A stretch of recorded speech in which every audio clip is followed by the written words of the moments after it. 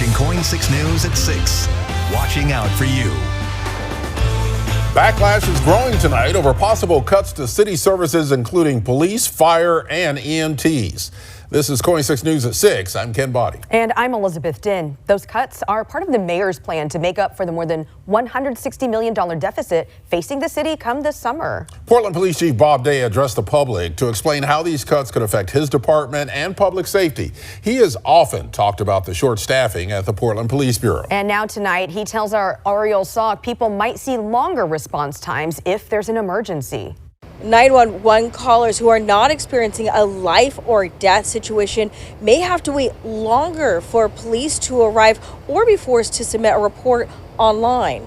Every cut we make is a cut to the bone. There is no fat left on it. Portland Police Chief Bob Day says bureau staffing is one of the areas taking a hit under Portland Mayor Keith Wilson's $8 billion budget proposal for next year, which calls for close to 150 job cuts across the city. The proposal that is on the table currently will have a detrimental impact both on the police bureau and the level of service that we're able to provide. The proposal does not cut police officers, but Wilson is proposing laying off employees with the bureau, including administrative staff, victim services, training, and unarmed public safety support specialists, or PS3s, who respond to low-level calls, allowing officers to respond faster to high-priority calls. Which means those lower priority calls will likely go unanswered for an extended period of time. Chief Day says he worked with the mayor, giving him feedback during the process of making these proposed cuts. And Chief Day says the mayor was receptive of those suggestions,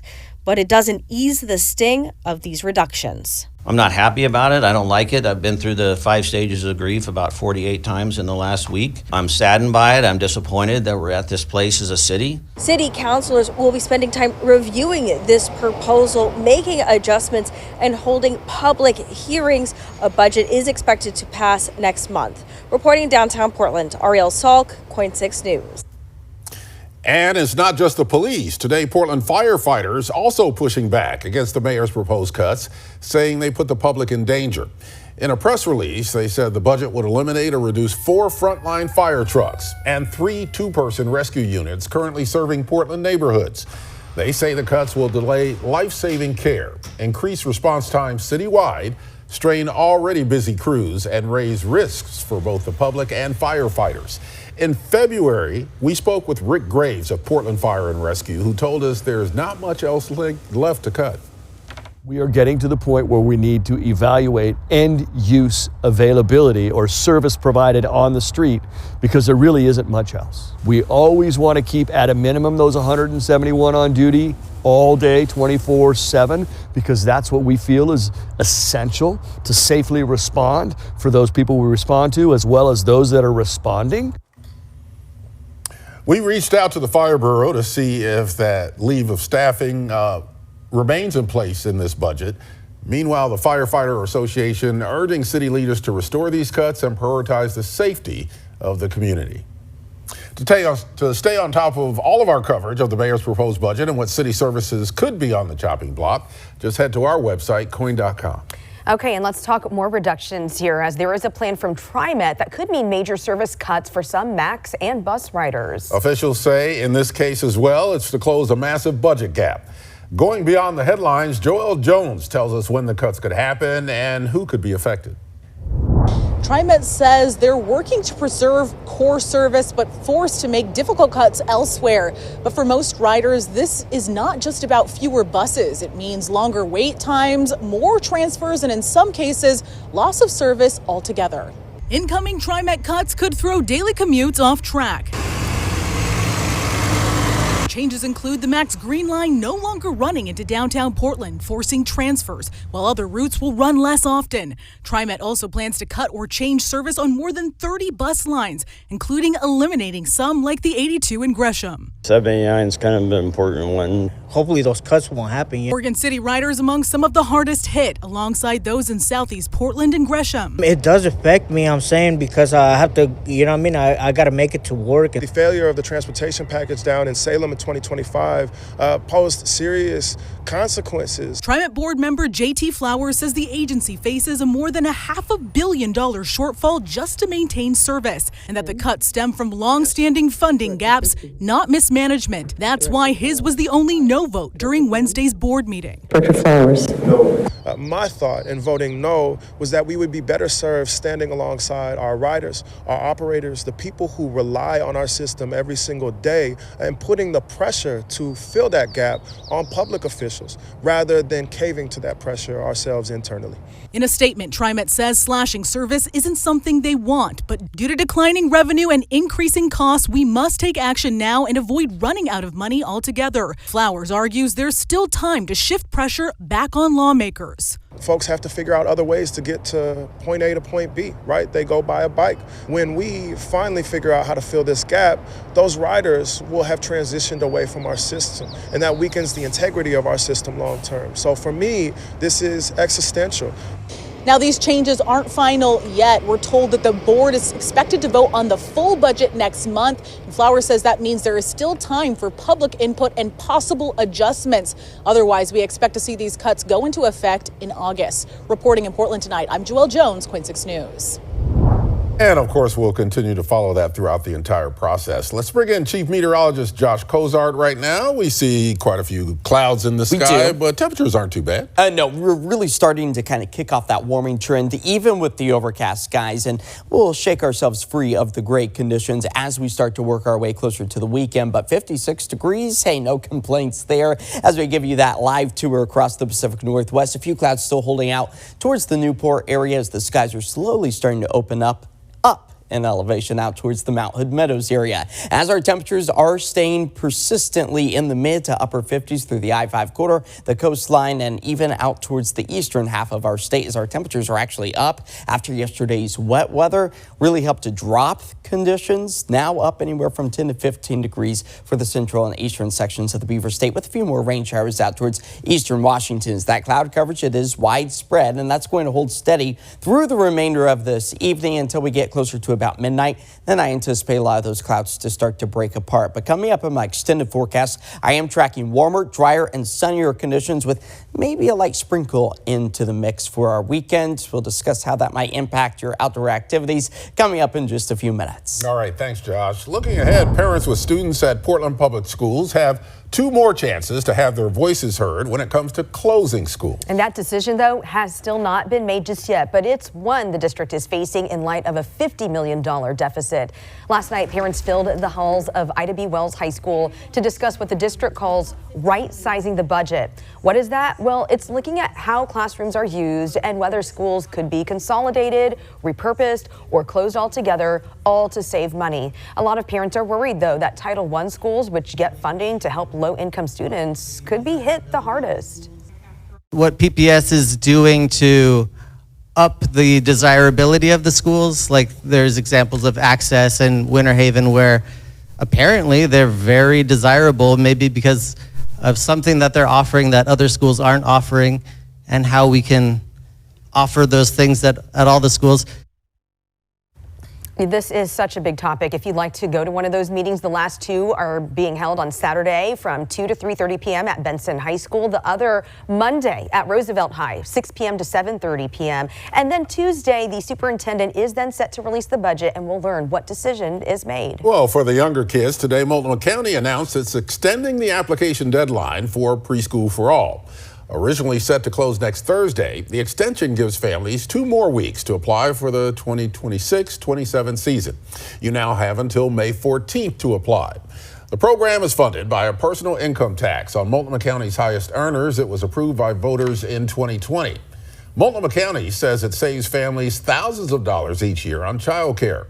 Others, including Governor Tina Kotek, point to data showing the Preschool for All tax is causing high-income earners who have to pay the tax to leave the community. Multnomah County Chair Jessica Vega-Peterson says the data cited by the mayor is outdated and does not reflect the county's work to follow up with other possible taxpayers. Tonight, the excitement is growing as we get closer to tomorrow's NBA playoff game. The Trailblazers playing Game 3 of their series against the San Antonio Spurs here at home at the Moda Center. I mean, 24 hours from now, it's just going to be sizzling across Rip City. Well, it's also bustling with energy. We can feel it now. So today, Portland Gear gave out 200 Blazers t-shirts. The initial push to do game day shirts came after the Blazers announced they would not be giving out those playoff t-shirts for their playoff home game tomorrow, like a lot of other teams often do. The local store only gave out t-shirts, though, to Blazers fans who have tickets for tomorrow's game. We got a chance to speak with Portland Gear owner Marcus Harvey. He tells us he was stunned by the turnout and adds that Blazers fandom is real here in Portland. I think it's wild that so many people are here for a free t-shirt. I think that's one thing I've learned this week is what people will do for a free tee. But I think people love being part of something. I think they love free stuff, first of all. But I think it brings people together. I think it's a fun little moment that they get to wear and share and be part of. Did you say how long you were waiting online there for? Since 7:30. 7:30, that's not too bad. Not too bad, but I came from McMinnville, so that's like an hour away. Again, Game 3 between the Blazers and the Spurs tips off tomorrow at 7:30 at the Moda Center. At last check, tickets were still available. Prices range from about $110 to more than $600. All right, time to get one of those seats. Well, coming up, new police video. It shows the intense moments a 15-year-old puts an officer into a headlock, tries to grab his gun, steals his keys, then throws them out of reach. And the Oregon Zoo is asking for your help. How taking a trip to the Columbia River Gorge could help keep track of an important species. What they're asking from volunteers and how you can be one. We'll be right back.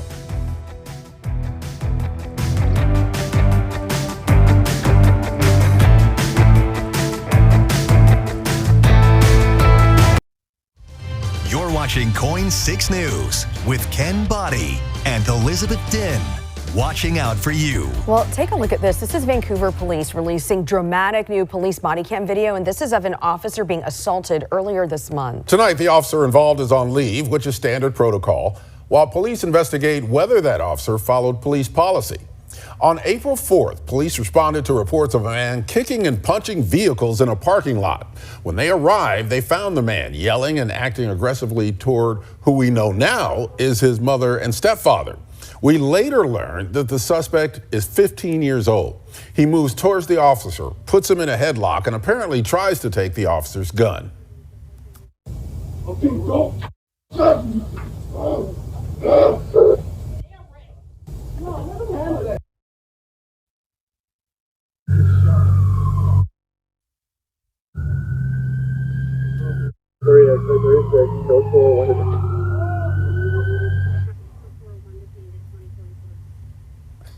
After the struggle, the teenager even grabs the officer's keys and throws them across the parking lot. Once in handcuffs, he was still fighting back and even spit in the officer's face. That teenager now in juvenile custody and faces charges including assaulting a law enforcement officer.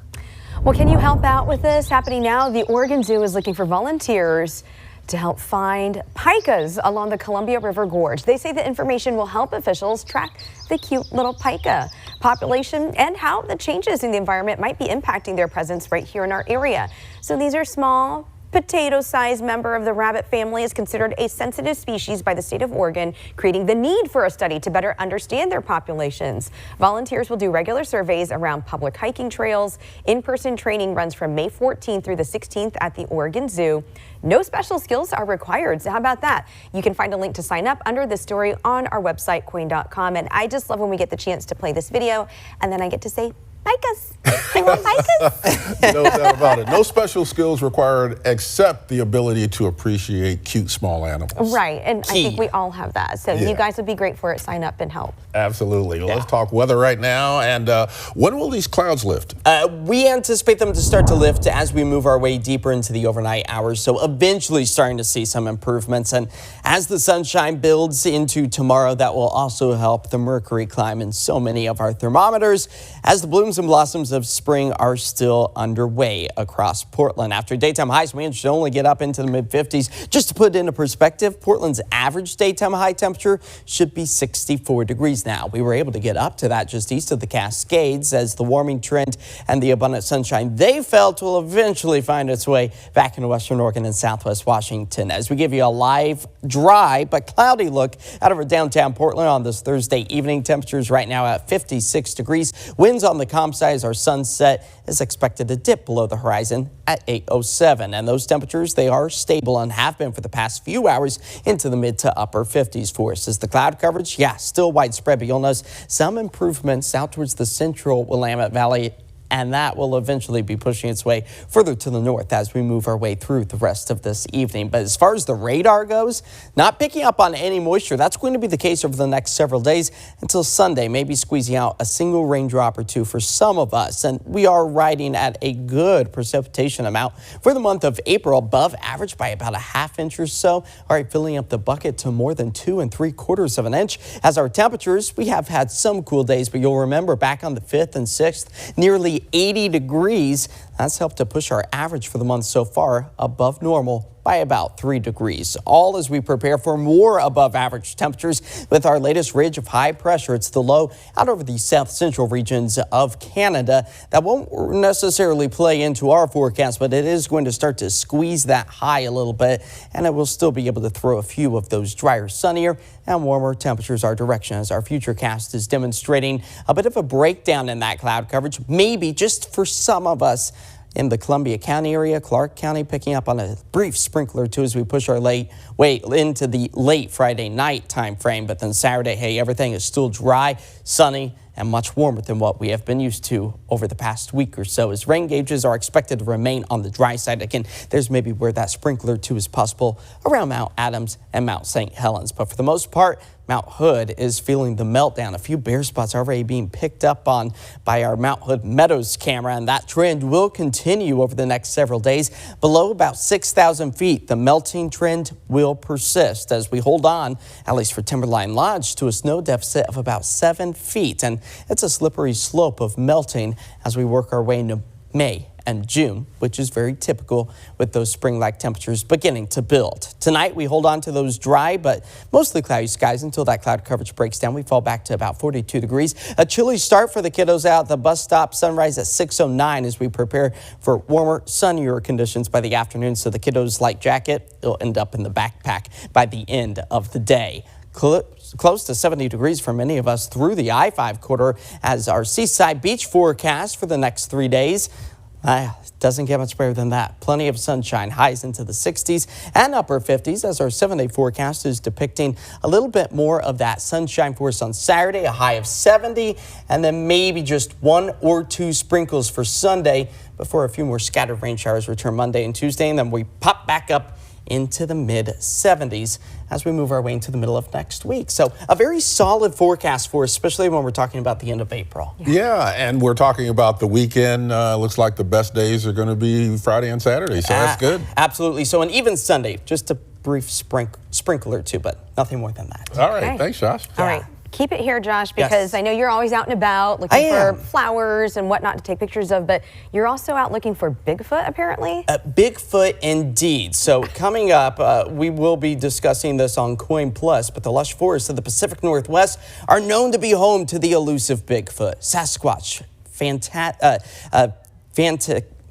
fanatics, if I can speak today. Fanatics can get up close and personal with the evidence surrounding one of the Pacific Northwest's biggest folklores. The North American Bigfoot Center in Boring, Oregon is anything but boring, is dedicated to documenting and preserving Bigfoot evidence. Now, Animal Planet's Finding Bigfoot star has made it his mission to teach the public about cryptozoology. These things might be real. So I started, camping and backpacking in places where Sasquatches had been seen. I was already doing it anyway, but where Sasquatches had been seen before, and here I am 30-something years later, just completely drowning in the subject every day.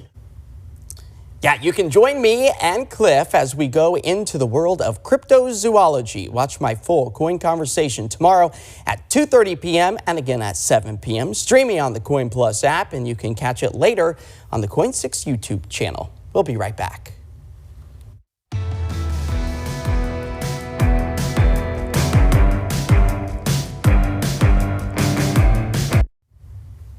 All right, a final look at our weather forecast. Expecting to see the sunshine return tomorrow. That pushes our temperatures back up close to 70, which we will hit on Saturday. Well, have a great night. CBS Evening News is next. I'll be back here tonight at 11 p.m. I'll see you then.